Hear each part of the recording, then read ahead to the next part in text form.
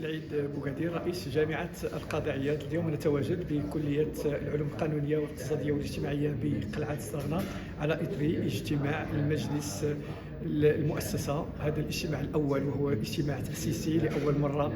سيكون مجلس للمؤسسة داخل هذه المؤسسة الفتية التي أنشأت يعني مؤخرا، عمرها الآن ككلية والسنة الثانية. وعليه فكان الاجتماع بحضور كل الأعضاء، وكان النقاش يعني صب في مشروع تطوير هذه المؤسسة، وهذا النقاش صب على التميز الأكاديمي للمؤسسة وكيف يخلق هذه الفرص، فرص هذه التميز من الناحية الأكاديمية بخلق يعني تكوينات جديدة ومتجددة وتستجيب لمتطلبات العصر، وكذلك إدخال هذه التكوينات عملية بيداغوجية جديدة وتطوير النمط الأكاديمي والنمط البيداغوجي للتدريس، كذلك إدخال وحدات اللغة وحدات المعلوميات، يعني الوحدات الأفقية التي ستكون هذا الطالب تكوينا شاملا، كذلك وحدات بالتكوين الذاتي لهؤلاء الطلبة، وكذلك وحدات للثقافة العامة. يجب على الطالب، على خريج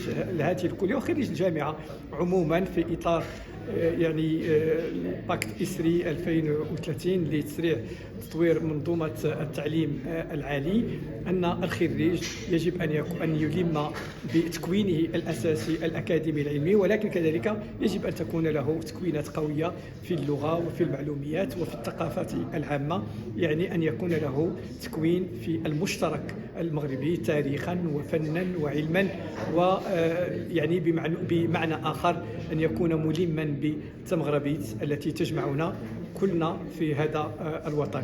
الخريج كذلك ستكون له آفاق أخرى، لأن داخل المجلس تقرر يعني وضع ملفات أو مشاريع لتكوينات الماستر، وكذلك مشروع لخلق مختبر للبحث العلمي سيجيب على أسئلة المجتمع، على أسئلة التي سيطرحها المحيط الإقليمي، محيط قلعة الصغنة، ولكن كذلك المحيط الجهوي والمحيط الوطني. والأساتذة هم أساتذة باحثين، يعني شباب كلهم حماس على أن تكون هذه الكلية من أحسن الكليات داخل جامعة القاضي عياض، وأن تكون لها كذلك مرتبة تليق أو تكون يعني في حجم مرتبة أو حجم قيمة جامعة القاضي عياض. ولنا الثقة الكاملة أنهم سينجحون في هذا المسعى، وكلنا يعني آمال، وكلنا كذلك مستعدين على أن نواكب هذه الكلية لتصل إلى